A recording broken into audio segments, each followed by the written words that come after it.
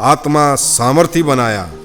हमारी सेवकाई के विषय में जानकर हमारी कंपनी में कार्यरत एक भाई उसे देखने के लिए आए। वे पिंतेकोस्त कलीसिया के थे, एसीए। वे पहले एक जादूगर थे। वे जादूगिरी में पारंगम होने के लिए चेन्नई आए। वहां भाई पालासिर लॉरी पहले ये परमेश्वर द्वारा इस्तेमाल किए गए, फिर बहुतों के विश्वास का ठोकर का कारण बने कि सभाओं में अपनी तांत्रिक शक्ति से पालासिर लॉरी को गिराने के उद्देश्य से मंच पर चढ़े, परंतु वो वहां स्वयं फेंके गए। वे 3 दिन तक वैसे ही नाकाम पड़े रहे। तब उन्होंने यीशु को उद्धारकर्ता के रूप में ग्रहण किया। परमेश्वर हमें उपयोग करते देखकर हमसे बारंबार कहने लगे कि मन फिराव का बपतिस्मा लेकर पवित्र आत्मा का अभिषेक पाने से इससे अधिक परमेश्वर से प्रयोग किए जाएंगे। तब हम दोनों ने उनका साक्षात विरोध किया। उन दिनों में बहन साराल नौरोजी प्रतिवर्ष नए गीतों को गाकर सभा चलाती थी। हम अर्थ और वचन से भरपूर अभिषिक्त गीतों के अभिलाषी थे, अतः हम उनकी सभा में निरंतर उपस्थित होते थे। परंतु जब बपतिस्मा के विषय में बोली तब हमने उनका जमकर विरोध किया। हमने कुछ लोगों से तर्क तथा वाद विवाद एवं झगड़ा भी किया। उसके दरमियान एक दिन अपने संडे स्कूल बच्चों का बाइबल पाठ लेकर तैयारी कर रहा था। उसी दिन का पाठ प्रेरितों के काम 10वां अध्याय था। उसे के पढ़ने के समय पवित्र आत्मा से भरपूर होने का अनुभव पाने के लिए मेरे अंदर जिज्ञासा उत्पन्न हुई। मैंने मन्नत भी मान ली कि यदि कुरनेलियुस को भरने वाले प्रभु मुझे भी भरेगा तो मैं बपतिस्मा लूंगा। यह घटना शुक्रवार रात्रि में हुई। शनिवार किसी प्रार्थना सभा में भाग लेने के लिए चाहकर साइकिल लेकर निकल पड़ा। अंत में पूर्वी ताम्रम में, जिसे मैं कभी जानता न था, उस पास्टर फ्रेडी मगडन एसीए कलीसिया की एक उपवास प्रार्थना चल रही थी। उसे पास्टर साम सुंदरम, तब मैं उन्हें नहीं जानता था, चला रहे थे। अंत में घुटना टेक कर मैंने प्रार्थना की कि प्रभु मेरे सिर पर कोई भी हाथ रखने ना पाए, आप ही मेरा अभिषेक कीजिए। प्रार्थना पूर्वक रहने वाला मुझ पर पवित्र आत्मा उंडेला गया और सुंदर अन्य भाषा के साथ बिना अधिक शोरगुल शांतिपूर्ण भरपूर हुआ। तुरंत अगले दिन चेन्नई के सेनेटोरियम के तालाब में पास्टर फेडी से बपतिस्मा लिया। यही है मेरे पेंतिकुस्त का महान अनुभव। इसके द्वारा कई वर्षों तक उनकी कलीसिया में संडे स्कूल की जिम्मेवारी लेकर चलाया, परंतु उनकी कलीसिया में सदस्यता पाने के लिए विवश नहीं किया गया। ईश्वरीय कृपा से लहरें थमेंगी। हमारी बच्चों की सेवकाई बढ़ने के कारण हम अपने कमर कसने तथा तीव्रता दिखाने के विचार से 10 दिन के चाइल्ड एवांजलिज्म फेलोशिप प्रशिक्षण में भाग लिए। वहां पर पास्टर डी दयानंदन से, तब वो CEF में कार्यरत थे, संपर्क हुआ। वो जिसके अंदर ललक देखते थे उसे मदद करने के लिए तुरंत आगे आते थे। सरल रूप से सबसे बातें करके किसी को भी रोमांचित करते थे। वे ताम्रम में रहने के कारण बच्चों की सेवकाई की सामग्रियों को प्राप्त करने के लिए मैं उनसे बारंबार मिलता था, अतः हमारी मित्रता बढ़ी। उसके अतिरिक्त हम सब मित्र मिलकर शुक्रवार रात भर प्रार्थना करने के लिए निश्चित करके ताम्रम कलीसिया में एकत्रित हुए। भाई त्रितुवत दास के नेतृत्व में भाई विक्टर सुंदर राज, पास्टर दयानंदन, भाई अरुल तंगराज, भाई जयपाल, आज ये सब सेवकाई में परमेश्वर के अलग अलग क्षेत्रों में प्रकाशमान है। यह प्रार्थना सभा का गठन हुआ। यह सन 1969 ईस्वी से अब तक लगभग 40 वर्षों से अधिक उत्तम रीति से चलायमान है। उन दिनों में यह झुंड टीबी सेनेटोरियम के मरीजों से मिलते थे, गांव-गांव में सुसमाचार प्रचार करते थे। 3 दिन के अवकाश में बहुत दूर तक साइकिल से कई किलोमीटर जाकर प्रभु की सेवा जिस रूप से किए थे उसे कभी भी भूल नहीं सकते हैं। यह झुंड आज तक गुणकारी काम करने के कारण ही प्रार्थना के साथ नाश की ओर जाने वाली आत्माओं को ढूंढना और सब परिस्थिति में नेतृत्व के अधीन रहना सीखे। उससे निकली चिंगारी जो हम अपने प्रार्थना दल अगुआ को भी अभिषेक में नेतृत्व करने का अनुग्रह को प्रभु प्रदान किए। जब हम पवित्र आत्मा पाए तब अभिषेक की भरपूरी इतनी थी कि क्या कहूँ कि वे 3 दिन तक कार्य करने के लिए कार्यालय भी नहीं जा सके। प्रभु की महिमा हो। हम आनंद से भी भरपूर हुए। मेरे चारों तरफ के लोगों को प्रभु के पास लाने की लालसा बढ़ी। वे सभी कट्टर थे, अतः जहां मैं था उस घर के छत पर साप्ताहिक सभा चलाकर अपने मित्रों द्वारा सुसमाचार सुनाने की कोशिश की। इस तरीके से अपना कामकाज के समय लगभग 9 घंटे के सिवाय लगभग 6 घंटे प्रतिदिन अपने प्रभु की सेवा में व्यतीत किए। इसके दरमियान पास्टर दयानंदन ने क्रोमपेट CSI कलीसिया में VBS चलाने तथा उसके शिक्षकों को प्रशिक्षित करने की मांग की। प्रातःकाल मनन कई लोगों को आशीष की अनुभूति के कारण साप्ताहिक बाइबल अध्ययन चलाने का निवेदन किया गया। उसका भार अधिक लगा, तब मैंने मदद मांगी। अतः मैं और वे दोनों बारी बारी से बाइबल अध्ययन संचालित किए थे। कई लोगों ने हमारी सहायता के बिना ही पवित्र आत्मा का अभिषेक प्राप्त किया। उसके पश्चात वे संपूर्ण सुसमाचार का आज्ञाकारी हुए। सप्ताह दर सप्ताह भीड़ बढ़ती गई। कुछ लोगों ने जलन किया और उस तत्कालिक पास्टर और वेल्लूर मंडल का अध्यक्ष श्री RT भास्करन से हमारे विषय में कलीसिया को खराब करने वाले के रूप में आरोप लगाए। वे भी बिना पूछताछ किए जो हमारी सभा में सम्मिलित होते थे, उनमें से कुछ लोगों को और युवकों को प्रभु भोज का संस्करण से निलंबित किए। यह बात उन दिनों के अध्यक्ष bishop right reverend Wesley new begin के पास पहुंची और उन्होंने कहा, आप लोगों का उपदेश सही होने से भी CSI के नियमों अनुसार अवैध है। नतीजा यह हुआ कि मैं जो कभी न बिछुड़ना चाहने वाला व्यक्ति को सभी क्रियाकलाप से बहिष्कृत कर दिया गया। संडे स्कूल, युवकों की सभा, संगीत दल में अधिक फुर्तीला के साथ कार्य करने वाला मैं कलीसिया का एक कठपुतली जैसा आया जाया किया। कलीसिया समिति के कुछ जन ने मेरे पक्ष में संघर्ष किया। उन्होंने यह प्रश्न उठाया कि जब पियक्कड़ सब में सम्मिलित होता है तो इसे क्यों बहिष्कार किया जा रहा है, परंतु उसका कोई प्रभाव न पड़ा। यह संघर्ष लगभग 10 सप्ताह तक चला। इसी समय क्रोमपेट कलीसिया से जो बहिष्कृत किए गए थे, वे अपने लिए एक आराधना की मांग किए। सो वे पास्टर दयानंदन के अधीन अपने डेरे में आराधना प्रारंभ किए। उसे मैंने पूर्ण रूप से विरोध किया, परंतु कई सप्ताह कलीसिया के कार्यों में सम्मिलित न हो पाने के कारण मैं पास्टर दयानंदन के यहाँ की आराधना में जुड़ गया। मैंने आराधना की। बाहरी सेवकाइयाँ जोश के साथ चली। नए नए जवान कलीसिया में शामिल हुए। जो घर के नालायक थे वे उद्धार पाए। मैंने अति उत्साह के साथ सुसमाचार प्रचार और बाइबल अध्ययन का देखरेख किया। युवक सेवकाई के लिए प्रशिक्षित हुए। वचन की जानकारी बढ़ी। प्रार्थना में जीवन की गति बढ़ी। नए लोगों का जोश बढ़ते गया। प्रार्थना, वचन और सेवकाई प्रतिदिन बढ़ती गई। कई स्थानों में सुसमाचार प्रचार सभा चलाई गई। परमेश्वर का राज्य का विस्तार हुआ। इस रीति से क्रोमपेट की कलीसिया प्रारंभ हुई। हाथों को लड़ाई के लिए,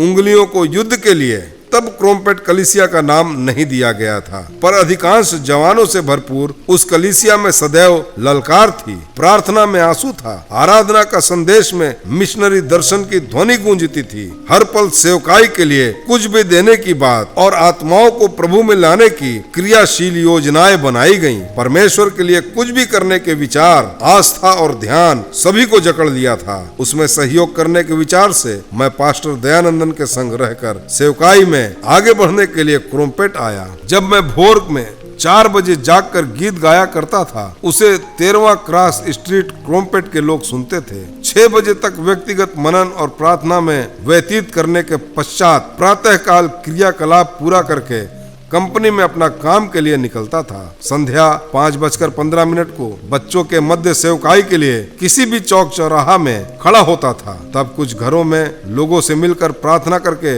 वापस आता था। मंगल और शुक्रवार रात्रि प्रार्थना के लिए भाइयों के संग स्वयं को उंडेल कर प्रार्थना करने के लिए अर्पित था। हमने बीच बीच में कड़पेट्पेरी, गुड़ुवानचेरी, पेरुंगुलतूर, वंडलूर, क्रोमपेट आदि स्थानों में बड़े पैमाने पर 3 दिन की शुभ समाचार प्रचार सभा चलाकर प्रभु के नाम की घोषणा किए। उदारता से देने, कठिन परिश्रम करने, प्रार्थना करने, युवकों को बनाने में दिन रात प्रयास करते रहे। आरंभ में संकोच करने वाले आगे चलकर धैर्यपूर्ण वचन का प्रचार करके बीमारों के लिए याव के संग प्रार्थना करने लगे। आत्माओं का बोझ एवं बुलाहट की आवाज। इन दिनों में भाई मॉरिस सेरुल्लो नामक परमेश्वर का दास के द्वारा चलाई गई सभा और 10 दिन का प्रशिक्षण हमें अतिरिक्त प्रोत्साहित किया। पवित्र आत्मा का वरदान, सामर्थ के प्रगटीकरण की ललक के कारण कई अवसरों को ढूंढने की आशा उत्पन्न हुई। मेरा मित्र सेल्विन ने मुझे अलग कलीसिया के रूप में कार्यरत देखकर मेरे संग सेवकाई करने से झिझक गया। अकेले होने के बावजूद बच्चों की सेवकाई खराई से करते आया। इसके वजह से एक क्रिसमस अवकाश में तुतुकुड़ी जाकर वापस आया। त्रिशूलम गांव की अरुण नामक लड़की की माता बाजार में मिली। जब उन्होंने कहा कि आपकी बेटी बीमार है, तब भाई सेल्विन और मैं उसे बुधवार के दिन देखने गए। उसकी स्थिति दयनीय थी। उसका पेट और पीठ दोनों चिपक गया था। उसका नाम लेकर बुलाने से अपनी आंख खोली और उसके चेहरे पर हल्की मुस्कान झलकी। हम जैसे प्रति शनिवार आते थे वैसे ही आकर आएंगे कहकर विदा हुए। यह 7 वर्षीय अरुण नामक बालिका हमारे लिए प्रार्थना करने के लिए 10 बच्चों को तैयार करके रखती थी। प्रतिदिन पहाड़ पर जाकर न्यूनतम आधा घंटा प्रार्थना करते थे। वो प्रति शनिवार को हमारे जाने से पूर्व ही बच्चों को इकट्ठा कर हमारा इंतजार करती थी। उसकी माँ किसी मंदिर में अग्नि का कलश लेकर नृत्य करती थी। उसके पिता तो हद से ज्यादा पियक्कड़ थे। हमारे जाने से पूर्व ही शुक्रवार के दिन 12 बजे के लगभग अपनी माँ को पुकार कर कहने लगी, माँ, मैं यीशु पापा के पास जा रही हूँ, वहाँ अंकल का इंतजार करूंगी, आपको टाटा। यह सुनकर उसकी माँ स्तब्ध हो गई और उसकी माँ बोली, मुझे टाटा और अंकल का इंतजार कैसे करोगी? तब वो अपनी माँ को उद्धार के अनुभव में लाई, पाप अंगीकार कराई, उसके लिए प्रार्थना भी की थी। तब उसके पिताजी भी आए। पुनः वो बात हुई। उसके पिता ने भी उसी दिन यीशु को अपने व्यक्तिगत उद्धारकर्ता के रूप में स्वीकार किया। 3 बजे के करीब में अरुण उन दोनों के हाथ पकड़कर बोली, हे प्रभु, मैं छूचे हाथ आपके पास नहीं आ रही हूँ। और वो अपनी अंतिम सांस ली। दूसरे दिन हमने अरुण को तो देख नहीं पाया, परंतु उसके अभिभावकों को विश्वासी के रूप में देख पाए। ये मुझे अधिक प्रभावित किया। उसी दिन मैंने आत्माओं के लिए सच्चा बोझ प्राप्त किया। मैं ये सोचकर दुखित हुआ कि यदि 7 वर्षीय बालिका को इतना बोझ था तो मुझे कितना अधिक बोझ होना चाहिए। आज उन बच्चों की सेवकाई के स्थान में एक पेंतीकुस्त कलीसिया स्थापित होते हुए देखकर मैं मगन होता हूँ। मैं युवकों को प्रोत्साहित करने की कोशिश को कभी भूल न पाऊंगा। मैं और पास्टर दयानंदन मिलकर 3 युवाओं को एक सभा में खुलेआम प्रचार करने के लिए विचार करके वंडलूर नामक नगर में आयोजन किए। पर्ची भी छपवाए। उसमें भाई DEM राजा, भाई जयपाल और भाई धर्म सहायम नामों को उन युवाओं से बिन बताए छपवाए। बाद में उन्हें बुला कर दिए तथा प्रोत्साहित किए। पहले संकोच किए, पर उपवास के साथ उन्होंने स्वयं को तैयार किया। कलीसिया के संत जनों ने प्रार्थना की। हमारे बल से अधिक खर्च हुआ, लेकिन जैसे सभा प्रारंभ हुई, एकाएक आकाश फूटा और बारिश होने लगी। बारिश ना रुकी। हमारे सभी विद्युत साधन और बत्तियां क्षतिग्रस्त हो गईं। सभा मैदान में एक बित्ता ऊंचाई तक पानी भर गया, पर हम पीछे नहीं हटे। जो युवा तैयार थे उन्हें प्रचार करने के लिए आमंत्रित किए। उनकी आवाज में दम नहीं थी, अतः उन्होंने जो भी तमिल में प्रचार किया उसे मैं पुनः बुलंद ध्वनि में दोहराया, क्योंकि मेरी आवाज बुलंद और अधिक दूर तक सुनाई पड़ने वाली थी। 3 दिन की स्थिति ऐसी ही रही। हमने हियाव न छोड़ा। यह धैर्यपूर्ण आशा थी कि परमेश्वर सब बातों से भलाई ही उत्पन्न करेंगे। सभा के लिए हम धन्यवाद दिए और आगे बढ़े। 1 सप्ताह के पश्चात यह जानकारी मिली कि बारिश के कारण जो यहाँ वहाँ शरण लिए थे, उनमें से 12 नौजवानों को हमारा प्रचार स्पर्श किया और वे पश्चाताप करके स्वयं को अर्पण किए। तत्पश्चात वे सब मिलकर उसी स्थान पर प्रार्थना करना शुरू कर दिए थे। वहाँ के मंदिर के महोत्सव में मूर्ति रथ ढोने के काम के लिए उस वर्ष वहाँ कोई ना मिला, क्योंकि वे तो उद्धार पा लिए थे। आहा, प्रभु का कार्य कितना अद्भुत है। उनमें से एक जवान का नाम था दशरथ। वो बाद में अंडमान टापू में मिशनरी बनकर गया। वो वहाँ एक आत्मिक कलीसिया की स्थापना किया। इस प्रकार के घटनाओं ने हमें अधिक बलपूर्वक प्रोत्साहित किया। उसके अतिरिक्त हमारा प्रार्थना दल के साथ दूर गांव बस्तियों में भी प्रचार करने गए। हरी चराइयों में सुखदाई झरने के पास हमारे अगुए भाई त्रितुवदास पवित्र आत्मा से चलाए हुआ परमेश्वर के जन थे। हमने उनकी बातों का विरोध नहीं किया, लेकिन कभी कभी तकलीफ होती थी, परंतु उन्हें हम आदरणीय समझते थे। एक बार 3 दिवसीय अवकाश पर आंध्र प्रदेश के तिरुपति नामक स्थान में सेवा करने निकले। हम लोग कुल 7 जन थे। हम में से एक भाई था जो प्रति 2 घंटे में कुछ ना कुछ खाने वाला था, अतः उसने 2 झोली भर मिक्सचर आदि पकवान सब ले आया। हम सब जवान मिलकर उन्हें 2 दिन में खाकर समाप्त कर दिए। जब तीसरा दिन भोर में 4 बजे किसी गांव में रुके, तब हम उस व्यक्ति को जगा दिए। हम अध्ययन करके स्नान किए। लगभग 6 बजे गांव के चाय की दुकान में ले जाकर कुछ जलपान और सिंगल टी, 1 कप चाय पिलाकर बोले कि आज 10 गांव में प्रचार करने के पश्चात ही भोजन करेंगे। यह सुनकर ही हम थक गए और थोड़ी तकलीफ भी हुई। 2-2 घंटे पर भोजन करने वाले भाई के चेहरे का रूप अति सूख गया। 11 बजे तक हम लोग मात्र 6 गांव ही पूरा कर पाए थे। एक तरफ भूख सता रही थी, शरीर भी साथ नहीं दे रहा था। बड़ी सड़क पर ले जाने वाला हमारा अगुआ ने कहा कि पवित्र आत्मा हमें बगल में 4 किलोमीटर दूर में गांव है, वहां जाने के लिए प्रेरित कर रहा है। जब उन्होंने ऐसा कहा तब झुंड में कुड़कुड़ाहट बढ़ गई। भुकाई मित्र ने कहा, क्या पवित्र आत्मा नहीं जानता है कि बड़ी सड़क में कम से कम मुरक्कू, नमकीन और चाय मिलेगी? इस गांव की सड़क पर क्या मिलेगा? फिर भी हम जो आज्ञा मानना सीखे थे, अगुआ के पीछे हो लिए। वहां जाकर आओ यही समय है, वह बुलाता है, गीत से प्रारंभ किए। तभी तुरंत 15 जवान लाठी लेकर मारने के लिए आ गए और बोले, मसीही कुत्ते। उस समय हमारा विश्वास भी कम था, उनके गांव में क्या कर सकते थे, अतः अपनी साइकिल खींचकर भागे। खदेड़ने वालों ने हमें मुख्य मार्ग की ओर नहीं बल्कि एक सकरे मार्ग की ओर ले चले। तब हमारे मित्र ने कहा कि मुख्य मार्ग की ओर ले चलने से कम मुर्कू मिल जाता, यह तो हमें और भी देहात में भगा रहे हैं। विकल्प रहित हमने दूसरे गांव की ओर आगे बढ़े। वह 2 किलोमीटर की दूरी पर था। जाने के मार्ग पर खेत में कार्य करने वाला एक व्यक्ति हमें स्वागत करने के रूप में कहा, स्तोत्रम भाई, आइए, मुझे मालूम था कि आप लोग आएंगे। हम यह सुनकर अति चकित हुए। यदि पहले गांव में नहीं खदेड़ते तो हम यहाँ ना होते। हमने पूछा कि आप कैसे जानते हैं? तब उन्होंने कहा, मैं तिरुनेलवेली जिला का हूँ। हम सब भी उसी जिला के थे। पेशा के कारण मैं और मेरी पत्नी शिक्षक के रूप में यहाँ आकर खेत, मकान सब बना लिए। हमारी इकलौती बेटी है जिसे देखने के लिए दूल्हा के घर वाले आने वाले थे। अतः मेरी पत्नी भोर 4 बजे से ही उठकर भोजन की व्यवस्था करने लगी थी। लेकिन 11 बजे के लगभग यह समाचार भेजे कि कुछ समस्या के कारण आज न आकर अगले सप्ताह आएंगे। इससे मेरी पत्नी क्रोधित होकर शब्दों की बारिश करने लगी। उसका सवाल था कि 15 जन का भोजन का क्या होगा? मैंने लोगों को बुलाने का वचन देकर निकला और परमेश्वर ने आप लोगों को ले आया। इतना ही कहकर हमें जबरन अपने घर ले गए।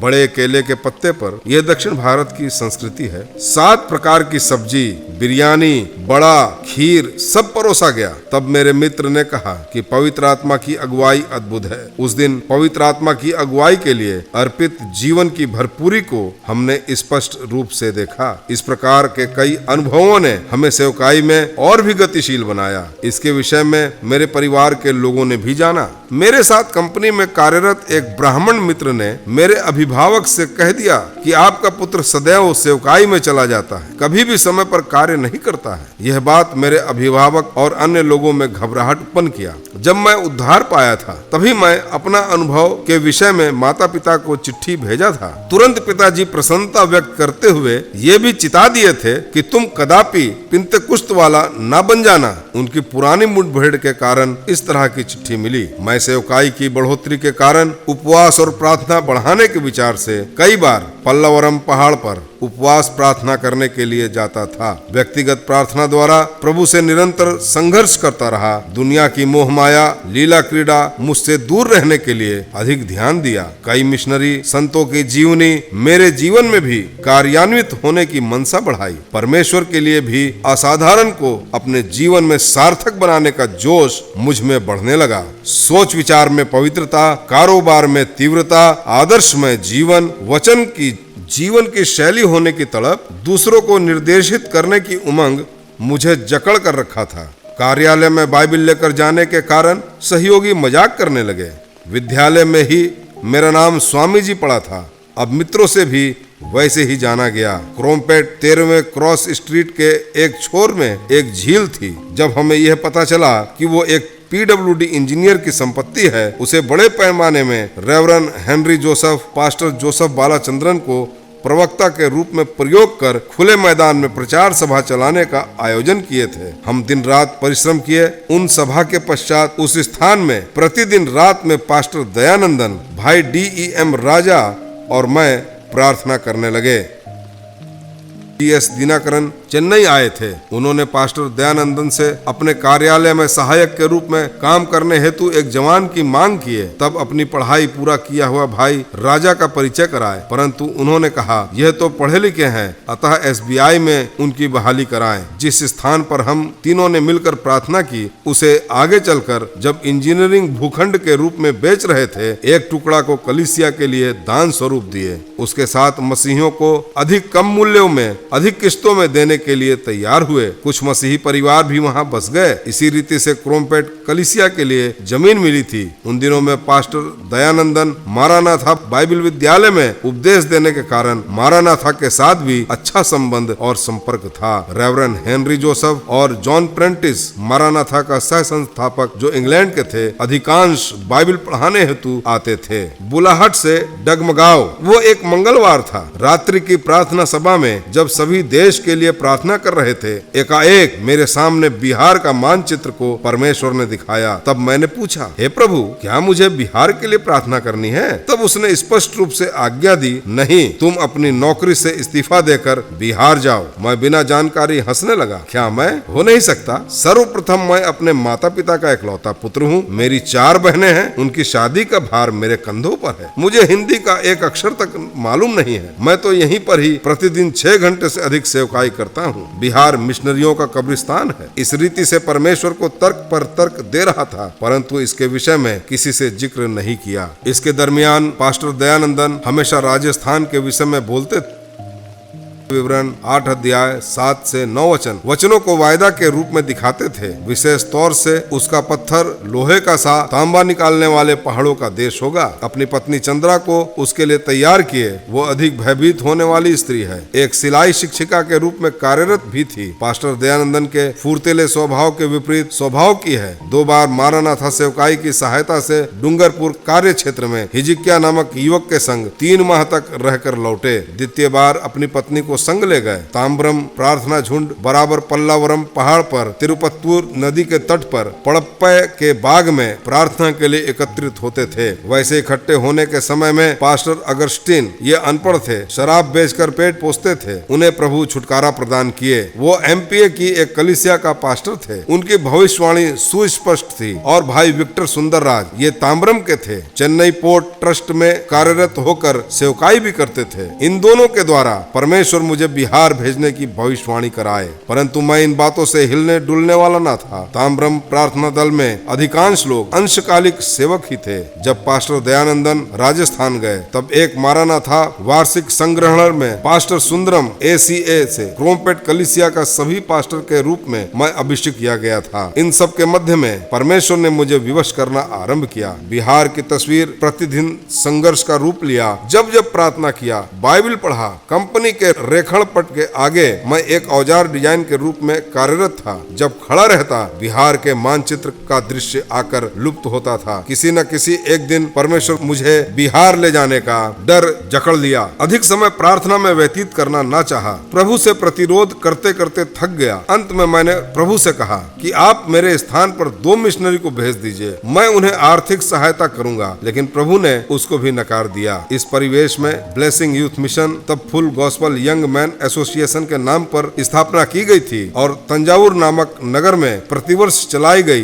ब्लेसो की सभा में सन 1972 ईस्वी जनवरी मकर संक्रांति के अवकाश में भाग लिया। जाते और आते समय चलती हुई गाड़ी में ही कई को पवित्र आत्मा का अभिषेक में लाने में परमेश्वर ने मुझे सहायता प्रदान की। वापस आने का मार्ग में एक भाई के पेट में दर्द होने के कारण वाहन को रोककर रोशनी रहित स्थान पर जब खड़े थे, हमारे संग यात्रा में चलने वाले मिशनरी भाई ग्लाडी ईश्वर राज एकाएक दौड़े आए और मेरे सिर पर हाथ रखकर भविष्यवाणी करने लगे, जब प्रभु तुम्हें बिहार के लिए बुलाता है, तब तुम यहाँ क्या कर रहे हो? इस प्रकार कई अनेकों के द्वारा प्रभु पीछा किया। एक दिन बाइबल अध्ययन लेने के लिए रेवरेंड जॉन प्रेंटिस वेल्स देश के थे, मारानाथा के सह संस्थापक और बाइबल का विद्वान थे। उन्हें विदा करने के लिए रेलवे स्टेशन गया। तब मैंने उनसे प्रभु मुझे बिहार जाने के लिए विवश कर रहा है। आप तो उत्तर प्रदेश के इलाहाबाद में 2 वर्ष तक रह चुके हैं, क्या आपका बिहार से कोई परिचित व्यक्ति है? तब उन्होंने पूछा, क्यों? तब मैंने